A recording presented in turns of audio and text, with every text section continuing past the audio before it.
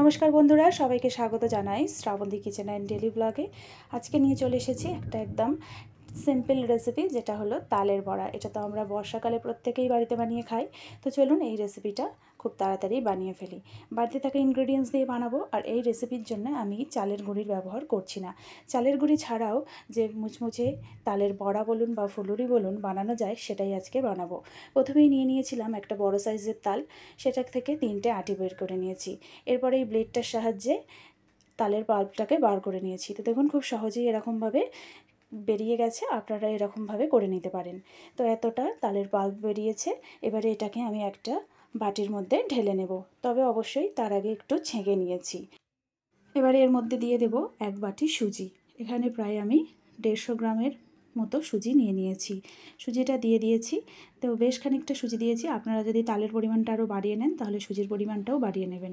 এরপরে দিয়ে দিচ্ছি প্রায় 250 গ্রামের মতো চিনি দিয়েছি। চিনির পরিমাণটা এর থেকে কমিয়ে নিলেও চলবে, যে যেরকম মিষ্টি খান। এখানে তালটা খুবই মিষ্টি ছিল, সেই জন্য চিনির পরিমাণটা এরকমই দিয়েছিলাম। এরপরে দিয়ে দিলাম 4 চামচ ময়দা। ময়দাটা এরপরে যদি লাগে অবশ্যই দেবো মাখানোর সময়। এরপরে দিয়ে দিলাম স্বাদ মতো নুন। এরপর দিয়ে দেব নারকেল কুড়োনো। একটা হাফ মালা নারকেল, মানে গোটা নারকেলের একটা হাফ নারকেলকে কুড়িয়ে নিয়েছি। নিয়ে এখানে মোটামুটি 4 চামচের মতো বড় চামচের নারকেল কোড়ানোটা হয়েছে, এটাও দিয়ে দিলাম এই বাটিটার মধ্যে। এবার এই সবগুলোকে হাত দিয়ে মিক্স করে নেব। বেশ ভালো করে হাত দিয়ে মেখে নেব। এখানে চামচের সাহায্যে মাখলে ঠিক হবে না, তো সেই জন্য হাত দিয়ে বেশ ভালো করে এটাকে মেখে নিচ্ছি।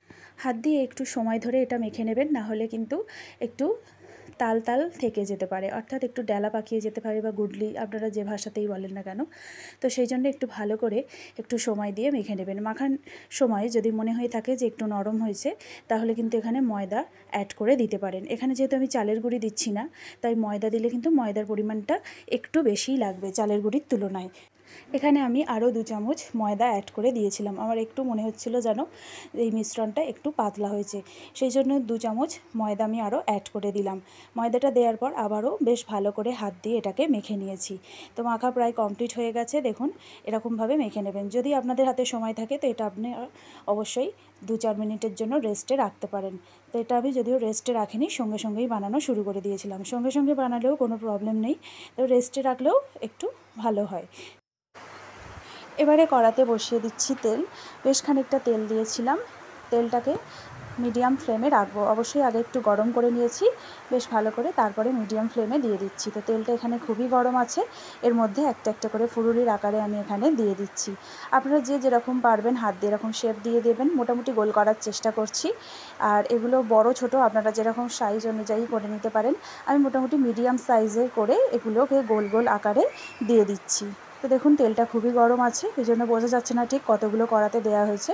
তো তারপরে দেখুন ফ্লেমটা একটু মিডিয়াম করে দিয়েছি। আর তেলটা কিন্তু বুজবুজ করাটা অনেকটাই কমে গেছে। এগুলো কিন্তু খুব সহজেই উল্টানো যাচ্ছে, এগুলো তেলের উপরে ভেসে উঠছে, মানে এগুলো ফ্রাই হতে শুরু করে দিয়েছে। এরকমভাবে মাঝে মাঝে একটু উল্টে পাল্টে দিয়ে একটু আঁচ খাইয়ে খাইয়ে এগুলোকে ভেজে নিতে হবে। আপনার মোটামুটি হয়তো 1 কড়া এরকম ছোটো কড়ার মাপে ফুলুরি ভাজতে আপনার হয়তো 4 থেকে 5 মিনিটের মতো সময় লাগতে পারে, যদি মিডিয়াম ফ্লেমে ভাজেন। তেল থেকে ঝারিয়ে নিয়ে এরকমভাবে এগুলোকে তুলে নিচ্ছি।